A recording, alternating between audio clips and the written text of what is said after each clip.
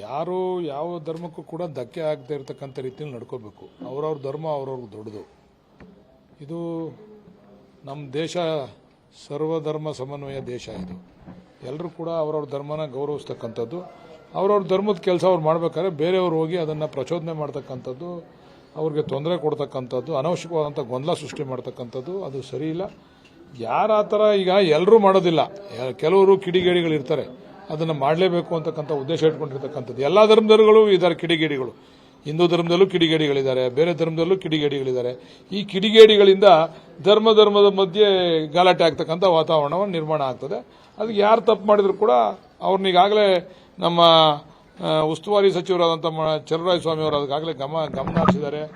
SP ಮತ್ತು DC ಎಲ್ಲ ಸ್ಥಳಕ್ಕೆ ಹೋಗಿದ್ದಾರೆ, ಒಂದಷ್ಟು ಜನನ ಬಂಧಿಸಿದ್ದಾರೆ, ಕಾನೂನು ರೀತಿ ಕ್ರಮ ತೆಗೆದುಕೊಳ್ತಾ ಇದ್ದಾರೆ. ಅದು ಇವತ್ತಿಗೆ ಇದು ಅಂತ್ಯ ಆಗಬೇಕು. ಸರಿ, ನಾಗಮಂಗಲದಲ್ಲೂ ಈ ತರ ಪ್ರೀ ಪ್ಲಾನ್ಡ್ ಆಗಿ ಮಾಡೋದು, ಯಾಕಂದ್ರೆ ಪೆಟ್ರೋಲ್ ಬಾಂಬ್ ಎಸ್ತಿದ್ದಾರೆ, ಮಚ್ಚು ಲಾಂಗ್ರೆಲ್ಲ ಹೊರಗಡೆ ಬಂದಿದ್ದಾವೆ, ಇದೆಲ್ಲ ಪ್ಲಾನ್ಡ್ ಆಗಿ ಮಾಡಿರೋ ತರ ಇದೆ ಸರ್. ನಾಗಮಂಗಲದಲ್ಲೂ ಈ ತರ ಬೆಳವಣಿಗೆ ಅಂದ್ರೆ ಆಗ್ಬಿಟ್ಟಿದೆ. ಈಗ ಬೆಳವಣಿಗೆ ಆಗಬಾರ್ದು ಅಂತ ನಮ್ಮೆಲ್ಲರ ಆಸೆ. ನಾವು ಹೇಳಿದ್ವಲ್ಲ, ನಾವೆಲ್ಲ ಸೋದರತ್ವದಲ್ಲಿ ಬದುಕ್ತಾ ಇರ್ತಕ್ಕಂಥದ್ದು. ಯಾವುದೇ ಒಂದು ದ್ವೇಷ ಭಾವನೆಗಳನ್ನು, ಕೆಟ್ಟ ಭಾವನೆಗಳನ್ನು ಬಿದ್ದೇ ಇರ್ತಕ್ಕಂಥ ರೀತಿಯಲ್ಲಿ ಬದುಕ್ತಾ ಇರ್ತಕ್ಕಂಥದ್ದು. ನಾಗಮಂಗಲ ಒಂದೇ ಅಂತ ಅಲ್ಲ, ನಾಗಮಂಗಲ ಇರ್ಬೋದು, ಅದು ಮಾಗಡಿ ಇರ್ಬೋದು, ಇಡೀ ರಾಜ್ಯದಲ್ಲಿ ಇಂಥ ಬೆಳವಣಿಗೆಗಳು ಆಗಬಾರ್ದು.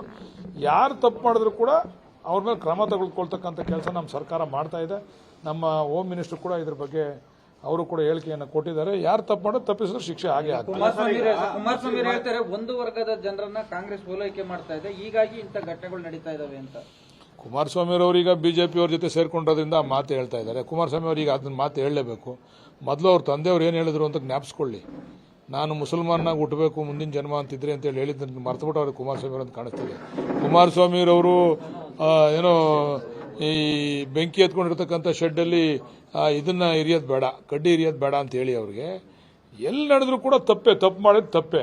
ಅದು ಕುಮಾರಸ್ವಾಮಿ ಅವರು ಇದನ್ನು ಈ ವಿಚಾರದಲ್ಲಿ ಬೆಳೆ ಬೇಯಿಸ್ಕೊಳ್ಳೋದು ತಪ್ಪು ಅಂತ ಹೇಳಲಿಕ್ಕೆ ಇಚ್ಛೆ ಪಡ್ತೀನಿ. ಮೊದಲೆಲ್ಲ ಅವರೇ ಓಲೈಸಕ್ಕೆ ಹೊಂಟಿರ್ಲಿಲ್ವಾ, ಎಲ್ಲ ಮುಸಲ್ಮಾನ್ ಬಾಂಧವ್ರನ್ನ ಓಲೈಸಕ್ಕೆ ಹೊಂಟಿರ್ಲಿಲ್ವ ಅವರು?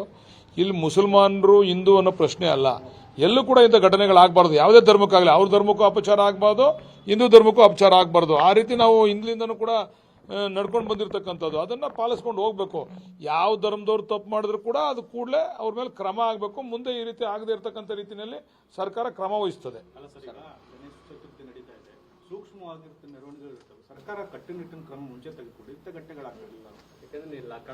ಸರ್ಕಾರ ಅಂದ್ರೆ ನಿಮ್ಮ ಉದ್ದೇಶ ಸರ್ಕಾರನೇ ಮಾಡಿಸೈತೆ ನಂಗೆ ನೀವು ಮಾತಾಡೋದು? ಕಟ್ಟುನಿಟ್ಟಿನ ಕೇಳಿ, ಕೆಲವು ಪ್ರದೇಶಗಳನ್ನ ಸರ್ಕಾರ ಗುರುತಿಸಿದೆ, ಎಲ್ಲಿ ಸಾಮಾನ್ಯವಾಗಿ ಈ ತರ ಕೋಮಗಲಭೆಗಳಾಗ್ತವೆ ಅಂತಕ್ಕಂಥ ಪ್ರದೇಶದಲ್ಲಿ ಕಟ್ಟುನಿಟ್ಟಿನ ಕ್ರಮ ತೆಗೆದುಕೊಳ್ತಾರೆ. ಈಗ ನನ್ನ ಕ್ಷೇತ್ರದಲ್ಲಿ, ಮಾಗಡಿ ಕ್ಷೇತ್ರದಲ್ಲಿ ನಾವೆಲ್ಲ ಅಣ್ಣ ತಮ್ಮದಿರಂತೆ ಇದ್ದೀವಿ. ಇಲ್ಲ ಅವಶ್ಯಕತೆ ಇಲ್ಲ. ಅವ್ರ ಕೆಲಸ ಮಾಡ್ಕೊಂತಾರೆ, ಈ ಮುಸಲ್ಮಾನ್ ಬಾಂಧವರು ಅವ್ರ ಕೆಲಸ ಮಾಡ್ಕೊಂತಾರೆ, ನಮ್ಮ ಹಿಂದೂಗಳು ಇವ್ರ ಕೆಲಸ ಮಾಡ್ಕೊಂತಾರೆ. ಅವ್ರವ್ರ ಧರ್ಮನ ಅವ್ರು ಗೌರವಿಸ್ಕೊಂಡು ಅವ್ರವ್ರ ಹಬ್ಬನ ಆಚರಣೆ ಮಾಡ್ತಾರೆ. ಈಗ ಮಾಗಡಿನಲ್ಲಿ ಅಂತ ವಾತಾವರಣ ಯಾವತ್ತೂ ನಿರ್ಮಾಣ ಆಗೇ ಇಲ್ಲ. ನಾಳೆ ಆಕಸ್ಮಿಕವಾಗಿ ಆಗ್ಬೋದೇನೋ. ಸರ್ಕಾರ ಅದಕ್ಕೆ ಮುಂದಾಲೋಚನೆ ಮಾಡಬೇಕು. ಸರ್ಕಾರ ಅದನ್ನ ಕ್ರಮ ತಗೊಳ್ತದೆ.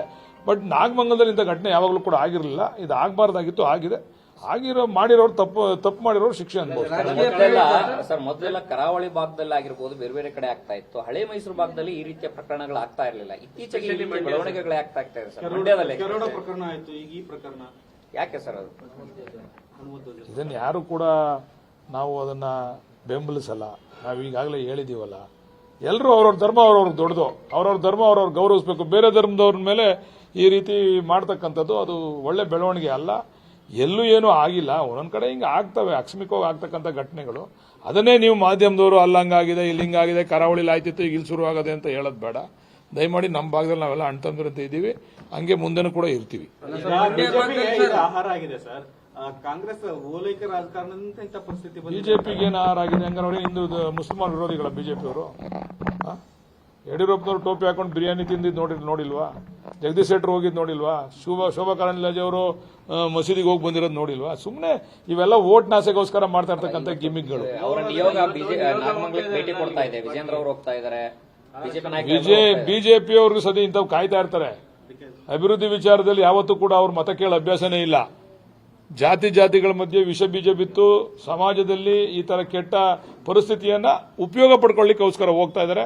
ಬಹುಶಃ ನಮ್ಮ ರಾಜ್ಯದ ಜನ ಅದಕ್ಕೆಲ್ಲ ಅವಕಾಶ ಕೊಡೋದಿಲ್ಲ. ನಾವೆಲ್ಲ ಅಣ್ಣ ತಮ್ಮದಿರಂತೆ ಇದ್ದೀವಿ, ಮುಂದೆನೂ ಕೂಡ ಇರ್ತೀವಿ. ಯಾರೇ ತಪ್ಪು ಮಾಡಿದ್ರೆ ಶಿಕ್ಷೆ ಆಗಬೇಕು. ಅದಕ್ಕೆ ನಾವು ಕೂಡ ಇದೇ ಜಾಗದಲ್ಲಿ ಸಣ್ಣದಾಗಿ ನಡೆದಿತ್ತು ಸರ್, ಈ ಬಾರಿ ಅದು ದೊಡ್ಡದಾಗಿ ನಡೆದಿದೆ. ಮೊದಲು ಎಚ್ಚರಿಕೆ ವಹಿಸಿದ್ರೆ ಇದನ್ನ ನಿಯಂತ್ರಣ ಮಾಡಬಹುದಿತ್ತು ಅಂತೇಳಿ ಮಾಜಿ ಎಂಎಲ್ಎಗಳು ಕೂಡ ಗಂಭೀರವಾಗಿ ಆರೋಪ ಮಾಡಿದ್ದಾರೆ. ಸರ್ಕಾರದ ವೈಫಲ್ಯನೇ ಇದಕ್ಕೆ ಕಾರಣ ಅಂತ. ಎಲ್ಲದಕ್ಕೂ ಕಾರಣ ಸರ್ಕಾರದ ವೈಫಲ್ಯನೇ.